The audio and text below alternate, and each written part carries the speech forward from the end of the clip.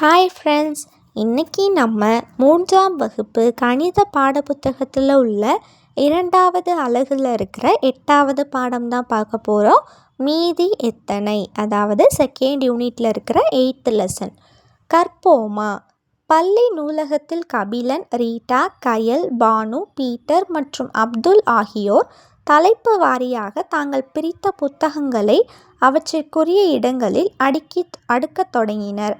அதாவது நம்ம 6வது பாடத்தில் பார்த்தோம் இல்லையா, கபிலன், ரீட்டா, கயல், பானு, பீட்டர், அப்துல் இவங்கெல்லாம் என்ன பண்ணாங்க, இந்த புக்கை தனித்தனியாக டாபிக் வைஸ் பிரித்து வச்சாங்க, அப்படி தானே. இப்போது அதை எல்லாத்தையும் அந்த இடத்துல அடுக்கிறதுக்கு ஸ்டார்ட் பண்ணிட்டாங்க. ஃபஸ்ட்டு பாருங்கள், அவங்க மேம் கேட்குறாங்க, குழந்தைகளே, மொத்த புத்தகங்கள் 200ஐயும் அடுக்கி விட்டீர்களா?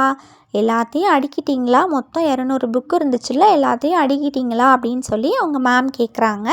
இந்த பிள்ளைங்க சொல்கிறாங்க பாருங்கள், 65 கணித புத்தகங்களில் 49ஐ அடுக்கி விட்டோம். மொத்தம் 65 கணித புத்தகம் இருந்துச்சுல்ல, அதில் நாங்கள் 49 புக்கு அடுக்கிட்டோம் மேம் அப்படின்ட்டு சொல்கிறாங்க. அடுத்து அந்த பாப்பா என்ன சொல்கிறா, 79 கதை புத்தகங்களில் 55ஐ அடுக்கி விட்டோம். மொத்தம் 79 புத்தகம் இருந்துச்சு, அதில் நாங்கள் 55 புக்கை அடுக்கிட்டோம் அப்படின்ட்டு சொல்கிறாங்க. அடுத்து அந்த பையன் சொல்கிறான், 56 அறிவியல் புத்தகம் இருந்துச்சு, அதில் நாங்கள் 47 புக்கை அடுக்கிட்டோம் அப்படின்ட்டு அவங்க மேம்கிட்ட சொல்கிறாங்க. இப்போது அவங்க சொன்ன எண்ணிக்கையை வச்சு நம்ம இந்த கணக்கு போட போகிறோம், சரியா? பயிற்சி செய்வோமா. கணித புத்தகங்களின் எண்ணிக்கை. எவ்வளோ கணித புத்தகம் இருந்துச்சு மொத்தமாக? 65. அடுக்கப்பட்ட கணித புத்தகங்களின் எண்ணிக்கை எத்தனை? 49. 65 புக்கில் 49 அடுக்கியிருந்தாங்க. இப்போது அடுக்கப்பட வேண்டிய கணித புத்தகங்களின் எண்ணிக்கை 49 அடுக்கிட்டாங்க. இப்போது இன்னும் மீதி எவ்வளவு இன்னும் அடுக்கணும் அப்படின்னு சொல்லி கேட்குறாங்க. நம்ம அதை கண்டுபிடிக்க என்ன பண்ணணும்? 65லேருந்து 49 கழிச்சோம் அப்படின்னா நமக்கு விடை கிடைச்சிரும், சரியா? கழிக்கலாமா? ஃபஸ்ட்டு ஒன்றுகள் பாருங்கள், 5லேருந்து 9 நம்மளால் கழிக்க முடியாது. அப்போ நம்ம என்ன பண்ணணும்? பக்கத்தில் இருந்து 10கள்லேருந்து நம்ம கடன் வாங்கணும். அப்போது 6லேருந்து நம்ம இங்கே 1 வாங்கினோம் அப்படின்னா 6 5ஆக மாறிடும். அப்போது ஒன்றுகள் என்னவா மாறிடும்? 5 15ஆக மாறிடும், சரியா? அடுத்து இப்போ 15லேருந்து 9 கழிங்க, 6. 5லேருந்து 4 கழிச்சோம்னா 1. அப்போது இன்னும் 16 கணித புத்தகங்கள் அடுக்க வேண்டி இருக்குது, சரியா? அதே மாதிரி தான் அடுத்து கதை புத்தகங்களின் எண்ணிக்கை 79 மொத்தம். அதில் அடுக்கின புத்தகம் 55. இன்னும் எவ்வளோ அடுக்கணும்? கழிங்க பார்க்கலாம். ஃபஸ்ட்டு ஒன்றுகள், 9லேருந்து 5 கழித்தோம்னா 4. அடுத்து 10களை கழிங்க, 7லேருந்து 5 கழித்தோம்னா 2. அப்போ இன்னும் 24 கதை புத்தகங்கள் அடுக்க வேண்டியிருக்கு, சரியா? அடுத்த பக்கம் பாருங்கள், பயிற்சி செய்வோமா. அறிவியல் புத்தகங்களின் எண்ணிக்கை எவ்வளோ மொத்தம்? 56. அதில் எவ்வளோ அடுக்கியிருக்காங்க? அடுக்கப்பட்ட அறிவியல் புத்தகங்களின் எண்ணிக்கை 47 புத்தகங்கள் அடுக்கிட்டாங்க. இன்னும் எவ்வளவு அடுக்கணும்? அடுக்கப்பட வேண்டிய அறிவியல் புத்தகங்கள் எண்ணிக்கை கண்டுபிடிக்க என்ன பண்ணணும்? நம்ம கழிக்கணும். அப்போ ஒன்றுகள் பாருங்கள், 6லேருந்து 7 கழிக்க முடியாது, ஏன்னா சின்னதுலேருந்து நம்மளால் பெருசாக கழிக்க முடியாது, அப்படி தானே? அப்போ நம்ம கடன் வாங்கணும். அப்போது 5லேருந்து நம்ம இங்கே 1 கடன் வாங்கும் போது 5 4ஆக மாறிடும். இப்போ நம்ம கடன் வாங்கும் போது இது 6 16 ஆயிரும், சரியா? அப்போது இப்போ ஒன்றுகளை கழிங்க, 16லேருந்து 7 கழித்தோம் அப்படின்னா 9. அடுத்து 10களை கழிங்க, 4லேருந்து 4 கழித்தோம் அப்படின்னா 0. இப்போது விடை 9. அப்போது இன்னும் 9 அறிவியல் புத்தகங்கள் அடுக்க வேண்டியிருக்கு, சரியா? அடுத்தது அடுக்கப்பட்ட கணித புத்தகங்களின் எண்ணிக்கை. எத்தனை கணித புத்தகங்கள் அடுக்கிட்டாங்க? 49. அடுக்கப்பட்ட கதை புத்தகங்களின் எண்ணிக்கை. எத்தனை கதை புக்கு அடுக்கியிருந்தாங்க? 55. அடுக்கப்பட்ட அறிவியல் புத்தகங்களின் எண்ணிக்கை 47. இப்போது மொத்தமாக எவ்வளோ புக்கு அடுக்கிட்டாங்க அப்படின்னு சொல்லி பார்க்க போகிறோம். அடுக்கப்பட்ட புத்தகங்களின் மொத்த எண்ணிக்கை பார்க்குறதுக்கு நம்ம எல்லாத்தையும் கூட்டணும், சரியா? அப்போது ஃபஸ்ட்டு ஒன்றுகளை பாருங்கள், 9 கூட்டல் 5 கூட்டல் 7 என்னது 21. அப்போது 1 வந்து ஒன்றுகள் இடத்துலையும் 2 வந்து மேலே 10கள் இடத்துலையும் போடணும். இப்போ 10களை கூட்டுங்க. 2 கூட்டல் 4 கூட்டல் 5 கூட்டல் 4 15. அப்போது 10கள் இடத்துல 5ன்னு சொல்லி போட்டுக்கோங்க. மீதி 1 மேலே 100கள் இடத்துல போடுவீங்க. அப்போ 1 மட்டும்தான் அந்த 100கள் இடத்துல இருக்குது. அப்போ அந்த 1 அப்படியே கீழே வந்துடும். அப்போது அடுக்கப்பட்ட புத்தகங்களின் மொத்த எண்ணிக்கை வந்து 151. மொத்தமாக 151 புத்தகம் வந்து அடுக்கியிருக்காங்க. சரியா? அடுத்தது மொத்த புத்தகங்களின் எண்ணிக்கை. மொத்தமாக எத்தனை புக்கு இருந்துச்சு? 200 புக்கு. அப்படி தானே உங்கள் மேம் கூட சொன்னாங்கல்ல, அதுதான் 200. அடுக்கப்பட்ட புத்தகங்களின் மொத்த எண்ணிக்கை இப்போ கண்டுபிடிச்சோம்ல, அதுதான். எத்தனை புக்கு அடுக்கிட்டாங்க? 151 புக்கு வந்து அடுக்கிட்டாங்க. அடுக்கப்பட வேண்டிய புத்தகங்களின் எண்ணிக்கை. இப்போ மொத்த புக்கு 200, அதில் வந்து 151 புக்கு அடுக்கிட்டாங்க. இன்னும் எத்தனை புக்கு வந்து அடுக்காமல் இருக்குது? அப்போது அதை பார்க்குறதுக்கு நம்ம கழிக்கணும். 200லேருந்து 151 கழிச்சோம் அப்படின்னா இன்னும் எத்தனை புத்தகம் அடுக்க வேண்டியிருக்கு அப்படின்னு சொல்லி நமக்கு தெரிஞ்சிடும். ஃபஸ்ட்டு ஒன்றுகளை கழிங்க. 0லேருந்து நம்மளால் 1 கழிக்க முடியாது. அப்போது நம்ம பக்கத்தில் கடன் வாங்கணும். அடுத்து 10கள் பார்த்தோன்னா அதுலேயும் 0 தான் இருக்குது. அப்போ நமக்கு வந்து அதிலருந்தும் நம்மளால் கடன் வாங்க முடியாது. அப்போ நம்ம 100களுக்கு போகணும். அப்போ 2 இருக்கா? 2 என்னவாகும்? 1 மாறிடும். அப்போது 10கள் இடத்துல 0 வந்து 10 மாறிடும். இப்போது நம்ம ஒன்றுகளுக்கு ஒரு கடன் கொடுக்கணும் இல்லையா? அப்போது அந்த 10 வந்து மறுபடியும் என்னவா மாறிடும்? 1 கொடுக்கறதுனால 9 மாறிடும். இப்போது ஒன்றுகள் இடத்துல என்னவா மாறிடும்? 10 மாறிடும். இப்போது ஒன்றுகளை கழிக்கலாமா? 10லேருந்து 1 கழிச்சோம்னா என்னது? 9. அடுத்து 10கள் பாருங்கள். 9லேருந்து 5 கழித்தோம்னா 4. அடுத்து 100களில் 1லேருந்து 1 கழித்தோம்னா 0. இப்போது விடை வந்து 49. அப்போ இன்னும் 49 புத்தகங்கள் வந்து அடுக்க வேண்டியிருக்கு. சரியா? அடுத்தது பாருங்கள். ஆராய்ந்து அறிவோமா. வித்தியாசத்தை ஊகித்து பொறுத்துக. அதாவது 2 நம்பரை கழித்தோம் அப்படின்னா என்ன விடை வரும்? 50 விட அதிகமாக வருமா, 50 விட குறைவாக வருமா அப்படின்னு சொல்லி நீங்களாம் கெஸ் பண்ணி மேட்ச் பண்ண சொல்லியிருக்காங்க. எழுதலாமா? 1 அவங்களே கொடுத்துருக்காங்க. 92லேருந்து 61 கழித்தோம் அப்படின்னா 50 விட குறைவாக வரும். அதனால் 50 விட குறைவு கூட மேட்ச் பண்ணியிருக்காங்க. 67லேருந்து 14 கழித்தோம் அப்படின்னா நமக்கு 50 விட அதிகமான எண்ணிக்கை தான் வரும். அப்போ 50 விட அதிகம் அப்படின்னு சொல்லி மேட்ச் பண்ணிக்கோங்க. அடுத்தது 48லேருந்து 12 நம்ம கழித்தோம் அப்படின்னா நமக்கு 50 விட குறைவாக தான் வரும். அப்போ அது கூட மேட்ச் பண்ணிக்கோங்க.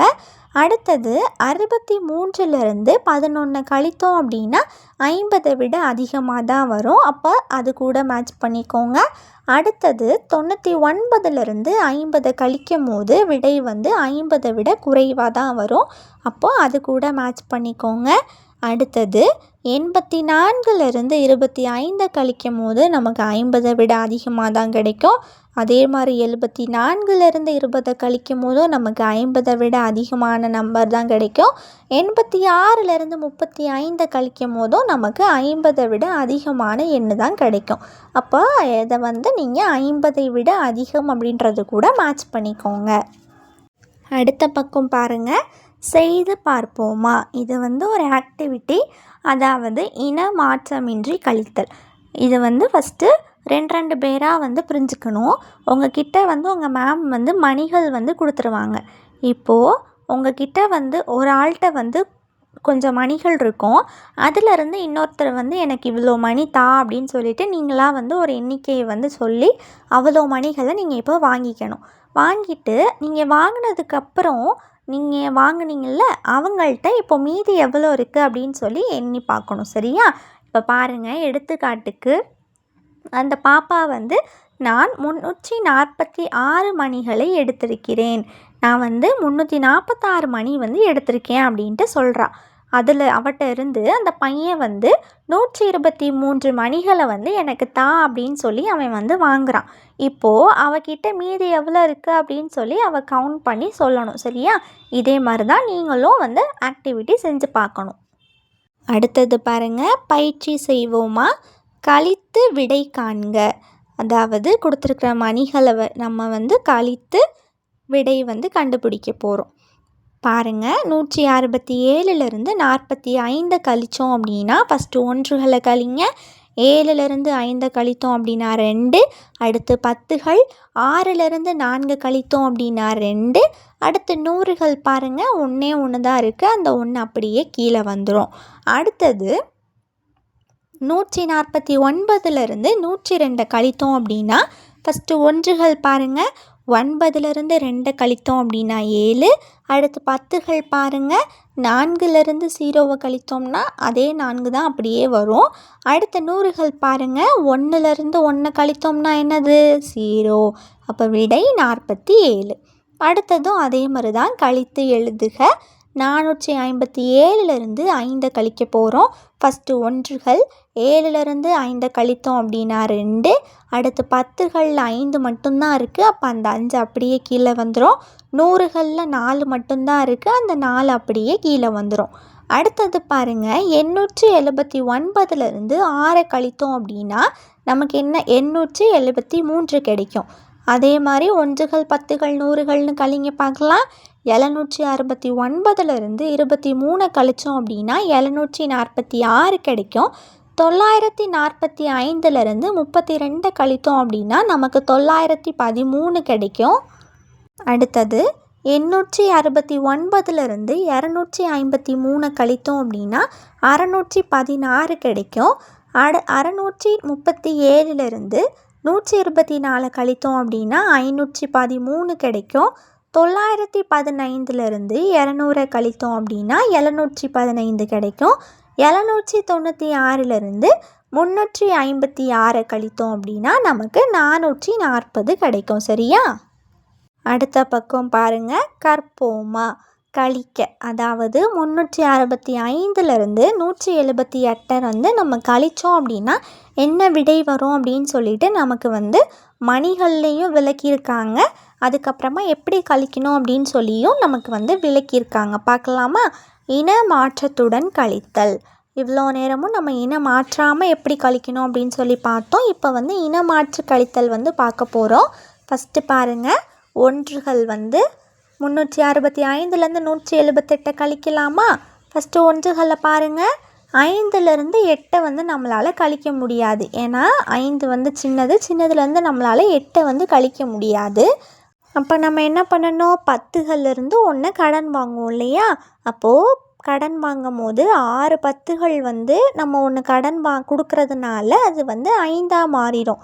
அப்போது ஒன்றுகள் கடன் வாங்கினதுனால 5 15ஆக மாறிடும். சரியா? இப்போது ஒன்றுகள் என்னது, 15லேருந்து 8 கழித்தோம் அப்படின்னா என்னது 7 கிடைக்கும். அப்போது அடுத்து 10களை கழிக்க போகிறீங்க. 5லேருந்து 7 கழிக்க முடியாது. அப்போ மறுபடியும் நம்ம 100கள்கிட்டருந்து கடன் வாங்க போகிறோம். 3 100கள் இருக்குது, அதிலேருந்து 1 கடன் வாங்கினோம்னா 2 100கள் ஆயிரும். இப்போது 5 10கள் 1 கடன் வாங்கினதுனால 15 10களாக மாறிடுது. சரியா? இப்போ 10களை கழிங்க பார்க்கலாம். 15லேருந்து 7 கழித்தோம் அப்படின்னா என்ன கிடைக்கும், 8 10கள் கிடைக்கும். இப்போ 100களை கழிக்கலாமா? 2லேருந்து 1 100களை நம்ம கழித்தோம்னா நமக்கு என்ன கிடைக்கும், 1 100கள் கிடைக்கும்.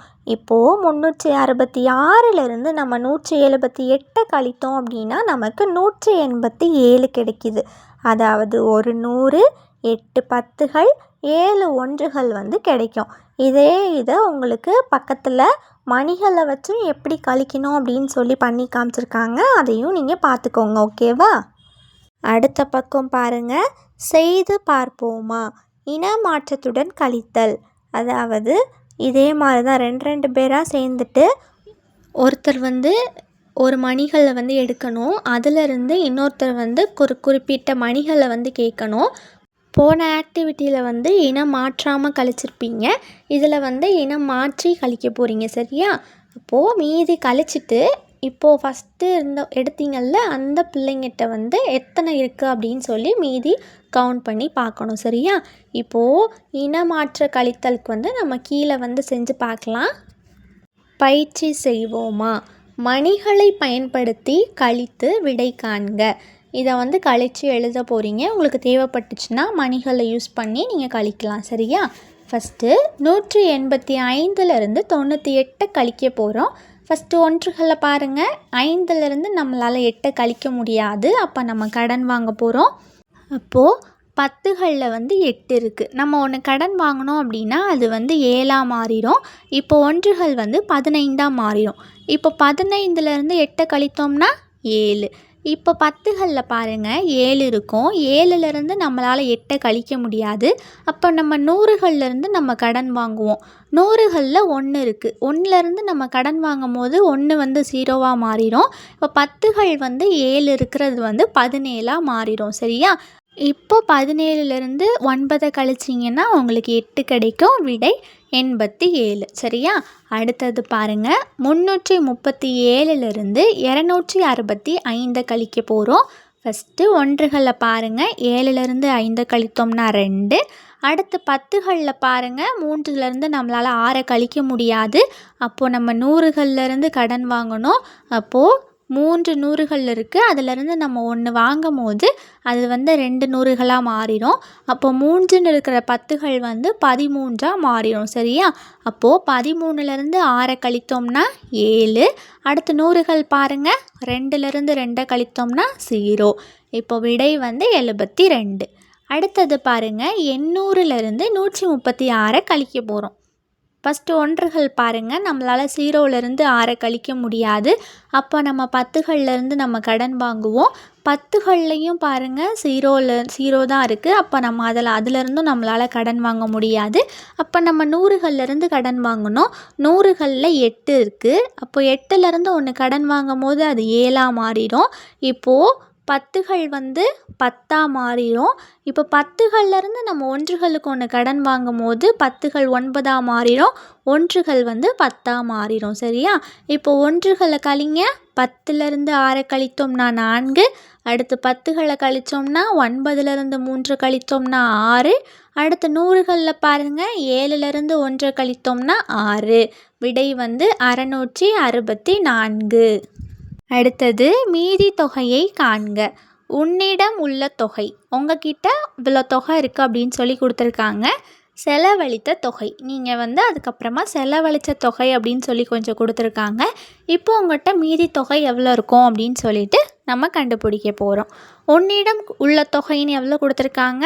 2 100 ரூபாய் நோட்டு கொடுத்துருக்காங்க. அப்போ 100களில் 2ன்னு எழுதிக்கோங்க. அடுத்தது 4 10 ரூபாய் காயின் கொடுத்துருக்காங்க. அப்போ 10களில் 4ன்னு சொல்லி எழுதிக்கோங்க. 6 1 ரூபாய் காயின் கொடுத்துருக்காங்க. அப்போ ஒன்றுகளில் 6ன்னு சொல்லி எழுதிக்கோங்க. இப்போ உங்களிடம் உள்ள தொகை வந்து 246. செலவழித்த தொகை எவ்வளவு? ஒரு 100 ரூபாய் நோட்டு கொடுத்துருக்காங்க. அப்போ 100களில் 1ன்னு சொல்லி எழுதிக்கோங்க. 10 ரூபாய் காயின் வந்து 5 கொடுத்துருக்காங்க. அப்போது 10களில் 5. 1 ரூபாய் காயின் வந்து 2 கொடுத்துருக்காங்க. அப்போ ஒன்றுகளில் 2. இப்போ 246லேருந்து 152 கழித்தோம் அப்படின்னா மீதி உங்ககிட்ட எவ்வளோ தொகை இருக்குது அப்படின்னு சொல்லி கண்டுபிடிச்சிடலாம். இப்போ ஃபஸ்ட்டு ஒன்றுகளில் கழிக்கலாமா? 6லேருந்து 2 கழித்தோம் அப்படின்னா 4. அடுத்து 10களை பாருங்கள். 4லேருந்து 5 நம்மளால் கழிக்க முடியாது. அப்போ நம்ம 100களிலேருந்து கடன் வாங்கணும். 100களில் 2 இருக்குது. அப்போது 2 வந்து 1ஆக மாறிடும். 10கள் 4 வந்து 14 10களாக மாறிடும். இப்போ 14லேருந்து 5 கழித்தோம் அப்படின்னா 9. அடுத்து 100களில் பாருங்கள். 1லேருந்து 1 கழித்தோம்னா 0. இப்போ மீதி தொகை உங்ககிட்ட இருக்கிறது எவ்வளவு? 94. அடுத்த பக்கம் பாருங்கள். பயிற்சி செய்வோமா? கழித்து எழுதுக. கொடுத்துருக்கிறத நம்ம வந்து இனமாற்று கழித்தல் மூலயமா கழித்து எழுத போகிறோம். சரியா? ஃபஸ்ட்டு ஒன்றுகள் பாருங்கள். 3லேருந்து 9 கழிக்க முடியுமா? கழிக்க முடியாது. அப்போது நம்ம 10களிலேருந்து கடன் வாங்குவோம். நம்ம வந்து கடன் வாங்கும் போது 7 6ஆக மாறிடும். ஒன்றுகளில் 3 வந்து 13ஆக மாறிடும். சரியா? இப்போது ஒன்றுகளில் 13லேருந்து 9 கழித்தோம்னா 4. அடுத்து 10களில் 6 மட்டும்தான் இருக்குது. அந்த 6 அப்படியே கீழே வந்துடும். 100கள்லையும் 4 மட்டும்தான் இருக்குது. அந்த 4 அப்படியே கீழே வந்துடும். அப்போ விடை வந்து 464. அடுத்தது பாருங்கள். 647லேருந்து 8 கழிக்க போகிறோம். ஃபஸ்ட்டு ஒன்றுகள் பாருங்கள், 7லேருந்து 8 நம்மளால் கழிக்க முடியாது. அப்போது 10கள்லேருந்து கடன் வாங்கணும். கடன் வாங்கும் போது 4 வந்து 3 10களாக மாறிடும். ஒன்றுகள் வந்து 7 வந்து 17 ஒன்றுகளாக மாறிடும். இப்போ 17லேருந்து 8 கழித்தோம் அப்படின்னா 9. அடுத்த 10கள் பாருங்கள், 3 மட்டும்தான் இருக்குது. அந்த 3 அப்படியே கீழே வந்துடும். அடுத்தது 100களில் 6 மட்டும்தான் இருக்குது. அந்த 6 அப்படியே கீழே வந்துடும். விடை வந்து 639. அடுத்தது பாருங்கள், இதே மாதிரி தான் எல்லாமே கழிக்கணும். ஒன்றுகள் 10கள் 100கள்னு சொல்லிட்டு ஃபஸ்ட்டு 763லேருந்து 79 கழித்தோம் அப்படின்னா நமக்கு 684 கிடைக்கும். அடுத்தது 895லேருந்து 78 கழித்தோம் அப்படின்னா 817 கிடைக்கும். 453லேருந்து 179 கழித்தோம் அப்படின்னா 274 கிடைக்கும். 674லேருந்து 486 கழித்தோம் அப்படின்னா 188 கிடைக்கும். 614லேருந்து 578 கழித்தோம் அப்படின்னா 36 கிடைக்கும். 406லேருந்து 297 கழித்தோம்னா 109 கிடைக்கும். 320லேருந்து 145 கழித்தோம் அப்படின்னா 145 கிடைக்கும். சரியா? அடுத்தது கழித்து தவற்றை கண்டறிந்து அதனை சரி செய்க. இங்கே வந்து கழித்தல் கணக்குகள் கொடுத்துருக்காங்க. இதில் இருக்கிற தவறை வந்து கண்டுபிடிச்சி நீங்கள் வந்து அதை சரி செய்ய போகிறீங்க. சரியா? ஃபஸ்ட்டு பாருங்கள், 536லேருந்து 168 கழிக்கும் போது ஃபஸ்ட்டு நம்ம 6லேருந்து 8 கழிக்கணும். நம்மளால் கழிக்க முடியாது. ஆனால் அவங்க வந்து 8லேருந்து 6 கழித்து பெருசுலேருந்து சின்னதை கழித்து 2ன்னு சொல்லி போட்டிருக்காங்க. இது வந்து தப்பு. அதே மாதிரி தான் 10கள்லையும் பார்த்திங்கன்னா 3லேருந்து 6 நம்மளால் கழிக்க முடியாது. அவங்க வந்து 6லேருந்து 3 கழித்து 3ன்னு சொல்லி போட்டிருக்காங்க. அப்போது நம்ம சரியான முறையில் கழித்து எழுதலாமா? 536லேருந்து 168 கழிக்கும் போது ஒன்றுகளில் வந்து 6லேருந்து 8 நம்மளால் கழிக்க முடியாதுன்றனால 10கள்லேருந்து நம்ம கடன் வாங்கும் போது 3 10கள் வந்து 2 10களாக மாறும். ஒன்றுகள் வந்து 16ஆக மாறிடும். இப்போ 16லேருந்து நம்ம 8 கழித்தோம் அப்படின்னா நமக்கு 8 கிடைக்கும். 10களில் வந்து 2 இருக்குமா? இப்போ 2லேருந்து நம்மளால் 6 கழிக்க முடியாதுன்றனால இப்போ நம்ம 100கள்கிட்டருந்து வாங்கணும். 100கள் வந்து 5லேருந்து 4ஆக மாறிடும். இப்போ நம்ம வாங்கும் போது 2 வந்து 12ஆக மாறிடும். இப்போ 12லேருந்து 6 கழிங்க பார்க்கலாம், 6 கிடைக்கும். இப்போ 100கள் பாருங்கள், 4லேருந்து 1 கழித்தோம்னா 3. விடை வந்து 368. அடுத்த கணக்கு பாருங்கள், 430லேருந்து 218 வந்து நம்ம கழிக்க போகிறோம். அப்படி கழிக்கும் போது ஃபஸ்ட்டு ஒன்றுகளை பாருங்கள், 0லேருந்து நம்ம வந்து 8 கழிக்க முடியாது. அப்போ நம்ம கடன் வாங்கணும். ஆனால் அவங்க பாருங்கள் அப்படியே 8 தூக்கி போட்டுட்டாங்க. சரியா? அப்போ இது தப்பு. நம்ம சரியாக எப்படி பண்ணணும்? 10கள்லேருந்து கடன் வாங்கணும். இப்போ 10கள் 3 இருக்குது. 3 10கள் வந்து 2 10களாக மாறிடும். ஒன்றுகளில் வந்து 0 வந்து 10ஆக மாறிடும். இப்போ 10லேருந்து 8 கழித்தோம் அப்படின்னா 2. அடுத்து 10களில் 2லேருந்து 1 கழித்தோம் அப்படின்னா 1. அடுத்து 100களில் பாருங்கள், 4லேருந்து 2 கழித்தோம் அப்படின்னா 2. விடை வந்து 212. அடுத்த கணக்கு பாருங்கள், 654லேருந்து 236 வந்து கழிக்க போகிறோம். ஃபஸ்ட்டு ஒன்றுகளை பாருங்கள், 4லேருந்து 6 வந்து நம்மளால் கழிக்க முடியாது. அப்போது 10கள்லேருந்து நம்ம கடன் வாங்கணும். 5 10கள் வந்து 4 10களாக மாறிடும். ஒன்றுகள் வந்து 14ஆக மாறிடும். இப்போ 14லேருந்து 6 கழித்தோம் அப்படின்னா நமக்கு வந்து 8 கிடைக்கும். அடுத்து 10கள் பாருங்கள், அவங்களும் சரியாக 8ன்னு தான் கொடுத்துருக்காங்க. 10களில் 4லேருந்து 3 கழித்தோம் அப்படின்னா நமக்கு விடை வந்து 1 கிடைக்கும். ஆனால் அவங்க பாருங்கள், அந்த கடன் வாங்கணும் அப்படின்னா 5 10கள் வந்து 4ஆக மாறிடும். அதை வந்து அவங்க மாற்றவே இல்லை. அப்படியே 5லேருந்து 3 வந்து கழித்து போட்டு 2ன்னு சொல்லி தவறாக போட்டிருக்காங்க. நீங்கள் வந்து சரியாக போடுங்க. 4லேருந்து 3 கழிக்கும் போது நமக்கு 1 தான் கிடைக்கும். அடுத்தது 100கள், 6லேருந்து 2 கழித்தோம் அப்படின்னா 4. விடை வந்து 418. அடுத்த கணக்கு பாருங்கள், 826லேருந்து 64 கழிக்க போகிறோம். 6லேருந்து 4 கழித்தோம் அப்படின்னா விடை வந்து 2. ஆனால் அவங்க பாருங்கள் 6ன்னு சொல்லி தப்பாக போட்டிருக்காங்க. நம்ம 2ன்னு சொல்லி போடணும். சரியா? அடுத்து பத்துகளை பாருங்கள், 2லேருந்து 6 நம்மளால் கழிக்க முடியாது. அப்போ நம்ம என்ன பண்ணணும்னா 100கள்லேருந்து கடன் வாங்குவோம். அப்போ கடன் வாங்கும் போது 8 100கள் வந்து 7 100களாக மாறிடும். 2 10கள் வந்து 12 10களாக மாறிடும். இப்போ 12லேருந்து 6 கழித்தோம் அப்படின்னா 6. சரியா? அவங்க தப்பாக கொடுத்துருக்காங்க, நீங்கள் சரியாக எழுதிக்கோங்க. அடுத்தது 100களில் பாருங்கள், 7 100கள் இருக்கும். அந்த 7 அப்படியே கீழே வந்துடும். விடை வந்து 762. சரியா? அடுத்த பக்கம் பாருங்கள், பயிற்சி செய்வோமா. பின்வரும் வினாக்களுக்கு விடையளிக்க. ஃபஸ்ட்டு கேள்வி பாருங்கள். ஒரு பள்ளியில் 567 குழந்தைகள் உள்ளனர். அவர்களில் 234 பேர் சுற்றுலா சென்றனர் எனில் சுற்றுலா செல்லாத மாணவர்கள் எத்தனை பேர்? ஒரு ஸ்கூலில் பார்த்திங்கன்னா 567 குழந்தைகள் இருக்காங்க. சரியா? அதில் 234 பேர் வந்து டூருக்கு போயிட்டாங்க. அப்போது சுற்றுலா போகாத குழந்தைகள் எத்தனை பேர் அப்படின்னு சொல்லி கேட்குறாங்க. அதை கண்டுபிடிக்கிறதுக்கு நம்ம 567லேருந்து 234 வந்து கழிக்கணும். சரியா? ஃபஸ்ட்டு 1களை கழிங்க பார்க்கலாம். 7லேருந்து 4 கழிக்கும் போது 3. அடுத்து 10கள் 6லேருந்து 3 கழித்தோம் அப்படின்னா 3. அடுத்து 100கள் 5லேருந்து 2 கழித்தோம் அப்படின்னா 3. விடை வந்து 333 குழந்தைகள் வந்து சுற்றுலா செல்லாமல் இருக்காங்க. சரியா? அடுத்தது 2வது கேள்வி. ஒரு கடையில் 845 பொம்மைகள் இருந்தன. அவற்றில் 578 பொம்மைகள் விற்றுவிட்டன எனில் விற்கப்படாத பொம்மைகள் எத்தனை? ஒரு கடையில் வந்து 845 பொம்மைகள் வந்து இருக்கான். அதில் வந்து 578 பொம்மைகள் வந்து விற்றுட்டாங்க. அப்போது விற்காத பொம்மை வந்து எத்தனை இருக்கும் அப்படின்னு சொல்லி கேட்குறாங்க. 845லேருந்து 578 கழித்தோம் அப்படின்னா நமக்கு தெரிஞ்சிடும். ஃபஸ்ட்டு 1களை கழிங்க பார்க்கலாம். 5லேருந்து 8 கழிக்க முடியாது. அப்போ 10களிலிருந்து நம்ம கடன் வாங்குவோம். அப்போ 4 10கள் வந்து 14 10களாக மாறிடும். 5 1கள் வந்து 15 1களாக மாறும். இப்போ 15லேருந்து 8 கழித்தோம் அப்படின்னா 7. அடுத்தது 3லேருந்து நம்மளால் 7 கழிக்க முடியாது. அப்போ 100கள்லேருந்து கடன் வாங்கினோம் அப்படின்னா 8 100கள் வந்து 7 100களாக மாறிடும். 3 10கள் வந்து 13 10களாக மாறிடும். இப்போ 13லேருந்து 7 கழித்தோம் அப்படின்னா நமக்கு விடை வந்து 6 கிடைக்கும். அடுத்து 100களை கழிங்க. 7லேருந்து 5 கழித்தோம் அப்படின்னா 2. அப்போது விடை வந்து 267. சரியா? விற்கப்படாத பொம்மைகள் எத்தனை? 267.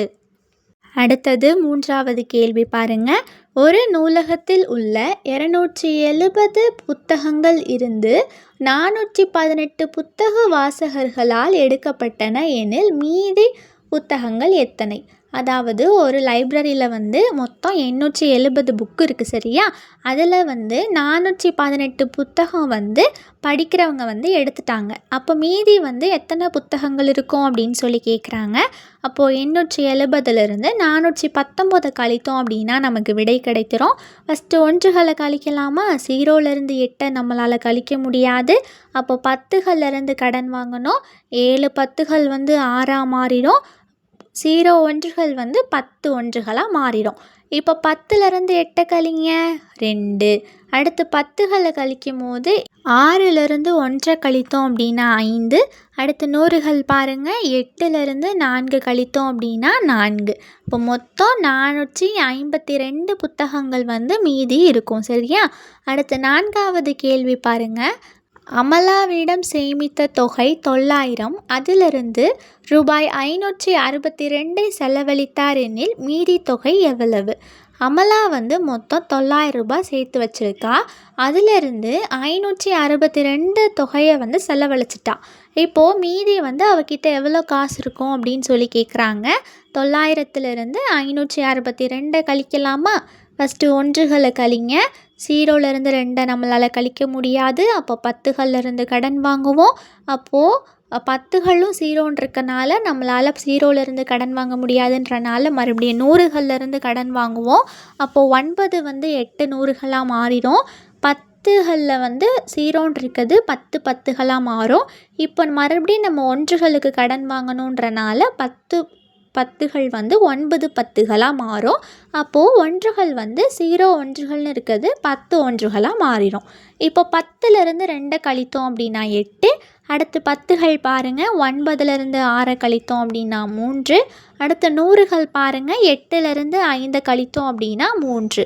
அப்போ அவகிட்ட மீதி எவ்வளோ தொகை இருக்கும்? 338. அடுத்த பக்கம் பாருங்கள், ஆராய்ந்து அறிவோமா, விடுபட்ட கூற்றுகளை நிரப்புக. பாருங்கள், கூட்டல் கூற்றுகள் கழித்தல் கூற்றுகள்னு சொல்லி கொடுத்துருக்காங்க. விடுபட்டு இருக்கிறத நம்ம ஃபில் பண்ண போகிறோம். ஃபஸ்ட்டு 125 கூட்டல் 150 சமம் 275ன்னு கொடுத்துருக்காங்களா? அதாவது 125ஐயும் 150ஐயும் நம்ம கூட்டணும்னா 275 கிடைக்கும் அப்படின்னு சொல்லி கொடுத்துருக்காங்க. அதே 275லேருந்து நம்ம ஃபஸ்ட்டு கூட்டணும் இல்லையா, 125 வந்து கழிக்கும் போது நமக்கு 150 கிடைக்கிது. இன்னொன்று என்ன கூட்டணும்? 150. அதை கழித்தோம் அப்படின்னா நமக்கு 125 கிடைக்கும் அப்படின்னு சொல்லி கொடுத்துருக்காங்க. அதாவது ஒரு 2 எண்ணை கூட்டணும் அப்படின்னா நமக்கு ஒரு எண்ணு கிடைக்குதா?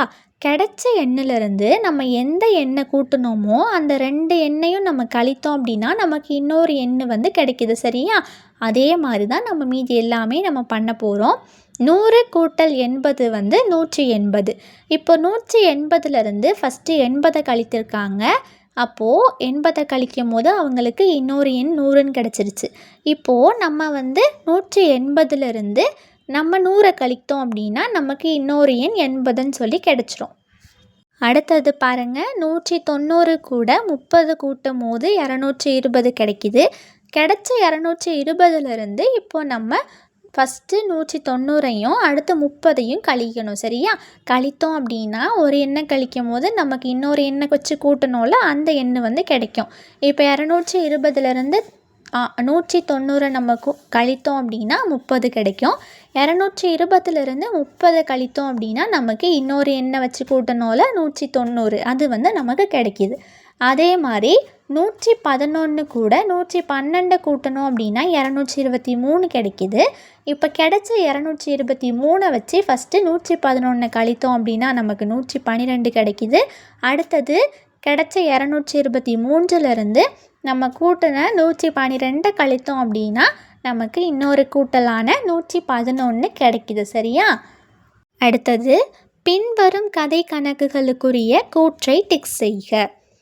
முதல் கேள்வி, ஒரு பெட்டியில் 115 கொய்யா பழங்களும் 175 ஆரஞ்சு பழங்களும் உள்ளன எனில் அப்பெட்டியில் உள்ள மொத்த பழங்களின் எண்ணிக்கையை காண்க. அதாவது ஒரு பெட்டியில் வந்து 115 கொய்யா பழமும் 175 ஆரஞ்சு பழமும் இருக்குது. சரியா? அப்போது அந்த பெட்டியில் இருக்கிற மொத்த பழங்களின் எண்ணிக்கை வந்து எவ்வளோ அப்படின்னு சொல்லி கேட்குறாங்க. அப்போ 115ஐயும் 175ஐயும் கூட்டணும் அப்படின்னா நமக்கு விடை கிடைக்கும். அப்படி தானே? அப்போ சரியான விடை என்னது? ஆ. 115 கூட்டல் 175 சமம் 290. அப்போ மொத்தம் அந்த பெட்டியில் வந்து 290 பழங்கள் வந்து இருக்கும். சரியா? சரியான விடை ஆ. அதை டிக் பண்ணிக்கோங்க. அடுத்தது 2வது கேள்வி, அருணிடம் ரூபாய் 95 உள்ளது. கை கடிகாரத்தை வாங்குவதற்கு அவனுக்கு மேலும் எவ்வளவு பணம் தேவைப்படும்? அருண் அப்படின்றவன்ட்ட வந்து 95 ரூபாய் இருக்குது. சரியா? ஆனால் கை கடிகாரம் பார்த்திங்கன்னா 140 ரூபாய். அவன்கிட்ட 95 ரூபாய் தான் இருக்குது. இப்போது அந்த வாட்சை வாங்குறதுக்கு அவனுக்கு வந்து இன்னும் எவ்வளோ பணம் தேவைப்படும்? நம்ம அப்போது கண்டுபிடிக்கிறதுக்கு என்ன பண்ணணும்? 140லேருந்து 95 கழித்தோம் அப்படின்னா நமக்கு விடை தெரிஞ்சிடும். அப்படி தானே? 140லேருந்து 95 கழித்து பாருங்கள், விடை என்ன வரும்? 45. அப்போது அவனுக்கு தேவைப்படும் பணம் வந்து 45. சரியான விடை எங்கே இருக்குது? ஃபஸ்ட் ஆப்ஷன் அதை டிக் பண்ணிக்கோங்க. 140லேருந்து 95 கழித்தோம் அப்படின்னா நமக்கு ரூபாய் 45 தான் கிடைக்கும். அப்போ மீதி இன்னும் அவனுக்கு 45 ரூபாய் வந்து தேவைப்படுது. சரியா? அடுத்த பக்கம் பாருங்கள், கற்றல் பயணம். முதல் கேள்வி, ஊகித்து சரியானதை டிக் செய்க. 65லேருந்து 14 கழித்தோம் அப்படின்னா என்ன வரும்? கெஸ் பண்ணுங்கள். 50 விட அதிகமாக வருமா, 50 விட கம்மியாக வருமா? 50 விட அதிகமாக தான் வரும். அப்போ செகண்ட் பாக்ஸை டிக் பண்ணிக்கோங்க. அடுத்து 2வது பாருங்கள், கழித்து எழுதுக. கொடுத்துருக்கிறத கழித்து எழுத போகிறோம். 345லேருந்து 106 கழிக்க போகிறோம். ஃபஸ்ட்டு ஒன்றுகளை பாருங்கள், 5லேருந்து 6 நம்மளால் கழிக்க முடியாது. அப்போது 10கள் வந்து 4 10கள் இருக்கா, அப்போது அதிலிருந்து ஒன்றை வாங்கும் போது 3 10கள் ஆயிரும். இப்போ ஒன்றுகள் வந்து 5 ஒன்றுகள் வந்து 15 ஒன்றுகளாக மாறிடும். இப்போ 15லேருந்து 6 கழித்தோம் அப்படின்னா நமக்கு விடை என்ன கிடைக்கும்? 9. அடுத்து 10கள் பாருங்கள், 3லேருந்து 0வை கழித்தோம் அப்படின்னா நமக்கு அதே 3 தான் கிடைக்கும். அடுத்து 100கள் பாருங்கள், 3லேருந்து 1 கழித்தோம் அப்படின்னா 2, அப்போ விடை வந்து 239. அடுத்தது பாருங்கள், கழித்து எழுதுக. 870லேருந்து 395 வந்து நம்ம கழிக்க போகிறோம். ஃபஸ்ட்டு ஒன்றுகளை பாருங்கள், ஒன்றுகளை கழிக்கும் போது என்ன கிடைக்கும்? ஃபஸ்ட்டு நம்மளால் 0லேருந்து 5 வந்து கழிக்க முடியாது. அப்போ 10கள்லேருந்து நம்ம கடன் வாங்குவோம். அப்போது 7 10கள் வந்து 6 10களாக மாறிடும். 0 ஒன்றுகள் வந்து 10 ஒன்றுகளாக மாறிடும். இப்போ 10 ஒன்றுகள்லேருந்து 5 கழித்தோம் அப்படின்னா நமக்கு 5 கிடைக்கும். அடுத்தது 10களில் பார்த்திங்கன்னா 6லேருந்து 9 நம்மளால் கழிக்க முடியாது. அப்போது 8 100கள்லேருந்து நம்ம வந்து கடன் வாங்கும் போது 7 100களாக மாறிடும். 6 10கள் வந்து 16 10களாக மாறிடும். இப்போ 16லேருந்து 9 கழித்தோம் அப்படின்னா 7. அடுத்தது 100கள் பாருங்கள், 7லேருந்து 3 கழித்தோம் அப்படின்னா 4. மொத்தம் வந்து 475. சரியா? அடுத்தது கழித்து எழுதுக. 900லேருந்து 199 வந்து நம்ம கழிக்க போகிறோம். எழுதிக்கோங்க, 900 எழுதிட்டு அதுக்குள்ள வந்து 199 வந்து நம்ம கழிக்க போகிறோம். ஃபஸ்ட்டு ஒன்றுகள் பாருங்கள், 0லேருந்து நம்மளால் 9 கழிக்க முடியாது. அப்போ நம்ம 10கள்லேருந்து கடன் வாங்கணும் அப்படின்னா அங்கேயும் 0 இருக்குது. அப்போ நம்மளால் அங்கேருந்து கடன் வாங்க முடியாது. அடுத்து 100கள்லேருந்து கடன் வாங்க போகிறோம். 100கள் வந்து அப்போது 9 100கள் 8 100களாக மாறும். அங்கேருந்து நம்ம வாங்கினதுனால 0 10கள் வந்து 10 10களாக மாறிடும். இப்போ நமக்கு ஒன்றுகளுக்கும் தேவைப்படுறனால அதுக்கு கடன் வாங்கும் போது 10 10கள் வந்து 9 10களாக மாறிடும். 0 ஒன்றுகள் வந்து 10 ஒன்றுகளாக மாறிடும். இப்போ 10லேருந்து 9 கழித்தோம் அப்படின்னா 1. அடுத்து 10களை கழிங்க, 9லேருந்து 9 கழித்தோம் அப்படின்னா 0. 100கள் பாருங்கள், 8லேருந்து 1 கழித்தோம் அப்படின்னா 7. அப்போது விடை வந்து 701. அடுத்தது 5வது கேள்வி. ஒரு பழ வியாபாரி 850 மாம்பழங்களை வைத்திருக்கிறார். அவற்றில் 527 மாம்பழங்களை விற்றுவிட்டார் எனில் அவரிடம் உள்ள மீதி மாம்பழங்கள் எத்தனை? ஒரு வியாபாரிகிட்ட, பழ வியாபாரிகிட்ட வந்து 850 மாம்பழங்கள் வந்து இருக்குது. சரியா? அப்போது பழ வியாபாரி வைத்திருந்த மாம்பழங்களின் எண்ணிக்கைக்கு நேராக 850ன்னு சொல்லி எழுதிக்கோங்க. அவற்றில் 527 மாம்பழங்களை வந்து விற்றுட்டாரு. விற்ற மாம்பழங்களின் எண்ணிக்கை எவ்வளவு? 527. மீதி உள்ள மாம்பழங்களை கண்டுபிடிக்கிறதுக்கு கழிக்க போகிறோம். ஃபஸ்ட்டு ஒன்றுகளை கழிங்க. 0லேருந்து 7 நம்மளால் கழிக்க முடியாது. அப்போ 10கள்லேருந்து கடன் வாங்கும் போது 5 10கள் வந்து 4 10களாக மாறும். 0 ஒன்றுகள் வந்து 10 ஒன்றுகளாக மாறும். இப்போ 10லேருந்து 7 கழித்தோம் அப்படின்னா 3. அடுத்து 10கள் பாருங்கள், 4லேருந்து 2 கழித்தோம் அப்படின்னா 2. இப்போ 100கள் பாருங்கள், 8லேருந்து 5 கழித்தோம் அப்படின்னா 3. இப்போ விடை வந்து 323 தான் வந்து மீதி உள்ள மாம்பழங்களின் எண்ணிக்கை. சரியா? அடுத்தது நான் கற்றவை. இவ்வளோ நேரமும் நம்ம கற்றுக்கிட்ட டாபிக்ஸ் வந்து அதில் கொடுத்துருப்பாங்க. நீங்கள் வந்து கற்றுக்கிட்டீங்க அப்படின்னா இந்த கொடுத்துருக்க பாக்ஸில் வந்து டிக் பண்ணிக்கோங்க. ஓகேவா? அடுத்தது அடுத்த பக்கம் நானே செய்வேன். பின்வரும் வினாக்களுக்கு விடையளிக்க. முதல்ல பாருங்கள், கூட்டி எழுதுக. கொடுத்துருக்குற எண்ணை கூட்டி எழுத போகிறோம். ஃபஸ்ட்டு ஒன்றுகள் பாருங்கள், 2 கூட 7 கூட்டணும்னா 9. அடுத்து 10கள் 3 கூட 4 கூட்டணும்னா 7. அடுத்து 100கள் பாருங்கள், 4 கூட 5 கூட்டணும்னா 9. விடை வந்து 979. அடுத்து கூட்டி எழுதுக. 378லிருந்து 429 கூட்ட போகிறோம். 8 கூட 9 கூட்டணும் அப்படின்னா 17. அப்போ ஒன்றுகளில் வந்து 7ன்னு போட்டுக்கோங்க. மீதி 1 வந்து 10களில் மேலே போடணும். இப்போ 10களை கூட்டுங்க பார்க்கலாம். 1 கூட்டல் 7 கூட்டல் 2 10. அப்போது 10கள் இடத்துல 0 கீழே போட்டுட்டு மீதி 1 100கள் இடத்துல மேலே போடுவோம். இப்போது 1 கூட்டல் 3 கூட்டல் 4 எத்தனை? 8. விடை வந்து 807. அடுத்தது பாருங்கள். ஒரு பள்ளியில் 128 சிறுவர்களும் 137 சிறுமிகளும் உள்ளனர் எனில் அப்பள்ளியில் உள்ள மொத்த மாணவர்கள் எத்தனை பேர்? அதாவது ஒரு ஸ்கூலில் வந்து 128 சிறுவர்கள் இருக்காங்க. அதாவது பசங்க வந்து 128 பேர் இருக்காங்க. அப்போ சிறுவர்களின் எண்ணிக்கைக்கு நேராக 128ன்னு எழுதிக்கோங்க. 137 சிறுமிகள் வந்து இருக்காங்க.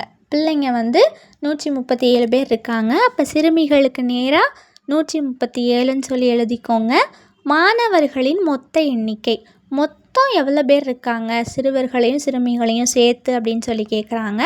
அப்போது 128ஐயும் 137ஐயும் நம்ம கூட்ட போகிறோம். ஒன்றுகள் பாருங்கள். 8 கூட 7 கூட்டணும் அப்படின்னா 15. அப்போ 5 வந்து ஒன்றுகள் இடத்துலையும் மீதி 1 வந்து மேலே 10கள் இடத்துலையும் போடுவோம். இப்போ 10களை கூட்டுங்க. 1 கூட்டல் 2 கூட்டல் 3 6. அடுத்து 100களை கூட்டுங்க. 1 கூட்டல் 1 2. அப்போ விடை வந்து 265 தான் வந்து மாணவர்களின் மொத்த எண்ணிக்கை. சரியா? அடுத்தது 3வது கேள்வி. கழித்து எழுதுக. 786லிருந்து 432 வந்து கழிக்க போகிறோம். ஃபஸ்ட்டு ஒன்றுகளை பாருங்கள். 6லிருந்து 2 கழித்தோம் அப்படின்னா நமக்கு 4 கிடைக்கும். அடுத்து 10கள் பாருங்கள். 8லிருந்து 3 கழித்தோம் அப்படின்னா 5. அடுத்து 100கள் பாருங்கள். 7லிருந்து 4 கழித்தோம் அப்படின்னா 3. விடை வந்து 354. அடுத்து கழித்து எழுதுக பாருங்கள். 954லிருந்து 578 வந்து கழிக்க போகிறோம். ஃபஸ்ட்டு ஒன்றுகள் பாருங்கள். 4லிருந்து 8 நம்மளால் கழிக்க முடியாது. அப்போ கடன் வாங்குவோம். 10கள் வந்து 5 10கள் வந்து 4 10களாக மாறும். அப்புறமா ஒன்றுகள் வந்து 14ஆக மாறிடும். 14லிருந்து 8 கழித்தோம் அப்படின்னா 6. அடுத்து 10கள் பாருங்கள். 4 10கள்லேருந்து 7 நம்மளால் கழிக்க முடியாது. அப்போது 100கள்லேருந்து நம்ம கடன் வாங்கும் போது 9 100கள் 8 100களாக மாறிடும். 4 10கள் வந்து 14 10களாக மாறிடும். இப்போ 14லிருந்து 7 கழித்தோம் அப்படின்னா நமக்கு 7 கிடைக்கும். இப்போ 8லிருந்து 5 கழித்தோம் அப்படின்னா 3. விடை வந்து 376. சரியா? அடுத்தது 4வது கேள்வி பாருங்கள். ஒரு மாலை 350 பூக்களை கொண்டு தொடுக்கப்பட்டது. அவற்றில் 109 ரோஜா பூக்கள் எனில் மற்ற பூக்களின் எண்ணிக்கை எத்தனை? அதாவது ஒரு மாலை வந்து 350 பூக்களை வச்சு தொடுத்துருக்காங்க. சரியா? அதில் வந்து 109 பூ வந்து ரோஜா பூ. அப்போ மீதி பூக்களோட எண்ணிக்கை வந்து எத்தனைன்னு சொல்லி கேட்குறாங்க. அப்போ மாலையில் உள்ள பூக்களின் எண்ணிக்கை வந்து 350. மாலையில் உள்ள ரோஜா பூக்களின் எண்ணிக்கை வந்து 109. மற்ற பூக்களின் எண்ணிக்கை வந்து நம்ம கண்டுபிடிக்கணும். எப்படி கண்டுபிடிக்கணும்? நம்ம கழித்து கண்டுபிடிக்கணும். ஃபஸ்ட்டு ஒன்றுகளை பாருங்கள். 0லேருந்து நம்மளால் 9 கழிக்க முடியாது. அப்போ 10கள்லேருந்து நம்ம 1 கடன் வாங்கும் போது ஒன்றுகள் வந்து 10ஆக மாறிடுது. அடுத்து நம்ம கடன் கொடுத்ததுனால 5 10கள் வந்து 4 10களாக மாறிடும். இப்போ ஒன்றுகளை கழிங்க. 10லேருந்து 9 கழித்தோம் அப்படின்னா 1. அடுத்து 4 10கள்லேருந்து 0வை கழித்தோம் அப்படின்னா அதே 4 தான் வரும். அடுத்து 100கள் பாருங்கள். 3லேருந்து 1 கழிக்கும் போது விடை வந்து 2 கிடைக்கிது. அப்போது மற்ற பூக்களின் எண்ணிக்கை வந்து 241. சரியா? அடுத்தது 5வது கேள்வி. கூற்றுகளை நிறைவு செய்க. 170 கூட 8 கூட்டினா 250 நமக்கு கிடைக்கிது. இப்போது கிடைச்ச 250லேருந்து நம்ம ஃபஸ்ட்டு கூட்டின 170 கழித்தோம் அப்படின்னா நமக்கு இன்னொரு கூட்டலான 80 கிடைக்கிது. அதே கிடைச்ச 250லேருந்து இன்னொரு எண்ணை வச்சு கூட்டணும்ல, என்னது 80. அதை கழித்தோம் அப்படின்னா நமக்கு இன்னொரு எண்ணான 170 எண் வந்து நமக்கு கிடைக்கிது. சரியா? அடுத்த பக்கம் பாருங்கள். நானே செய்வேன். 6வது கேள்வி. தவற்றை கண்டுபிடித்து கூறுக. அதாவது அவங்க கொடுத்துருக்கிறதுல என்ன தவறு அப்படின்னு சொல்லி கண்டுபிடிச்சு சொல்லியிருக்காங்க. சரியா? ஃபஸ்ட்டு பாருங்கள். 327 கூட 178 கூட்டணும் அப்படின்னா ஃபஸ்ட்டு ஒன்றுகளை கூட்டுங்க. 7 கூட 8 கூட்டணும் அப்படின்னா 15 தான் வரும். ஆனால் ஃபஸ்ட்டு நம்ம 5 வந்து ஒன்றுகள் இடத்துலையும் மீதி 1 வந்து 10கள் இடத்துலையும் தானே போடணும். ஆனால் அவங்க வந்து அப்படியே போட்டுட்டாங்க. சரியா? அப்போ அது வந்து தப்பு. அடுத்து 2வது பாருங்கள், 439 கூட 215 கூட்டும் போது ஒன்றுகள் பாருங்கள், 9 கூட 5 கூட்டும் போது நமக்கு 14 வரும். ஆனால் அவங்க பாருங்கள் 41ன்னு சொல்லி போட்டிருக்காங்க. சரியா? மாற்றி போட்டிருக்காங்க. 4 வர இடத்துல 1, 1 வர இடத்துல 4 போடணும். ஆனால் அவங்க வந்து மாற்றி போட்டிருக்கனால அது வந்து தப்பு. சரியா? அடுத்தது 648 கூட 233 கூட்டும் போது ஃபஸ்ட்டு ஒன்றுகளை பாருங்கள், 8 கூட 3 கூட்டும் போது நமக்கு 11 தான் கிடைக்கும். அடுத்து 10களை பாருங்கள், 1 கூட்டல் 4 கூட்டல் 3 நம்ம கூட்டும் போது 8 கிடைக்கும். ஆனால் அவங்க என்ன போட்டிருக்காங்க, 7. மேலே உள்ள 1 மறந்துட்டாங்க போல். அப்போது இதுதான் தப்பு. சரியா? அடுத்ததில் பாருங்கள், 718 கூட 97 வந்து கூட்டுறாங்க. ஆனால் நம்ம எங்கே போடணும், அந்த 97 7 வந்து ஒன்றுகள் இடத்துலையும் 9 வந்து 10கள் இடத்துலையும் தான் போட்டு கூட்டணும். ஆனால் அவங்க என்ன பண்ணியிருக்காங்க, தவறான இடத்துல போட்டு கூட்டியிருக்காங்க. சரியா? இதுதான் இந்த கணக்கில் தவறு. அடுத்தது 7வது கணக்கு பாருங்கள், தவற்றை கண்டுபிடித்து கூறுக. இதுவும் நமக்கு தவறு எது அப்படின்னு சொல்லி கண்டுபிடிக்க போகிறோம். பாருங்கள், 516லேருந்து 189 வந்து கழிக்க சொல்லியிருக்காங்க.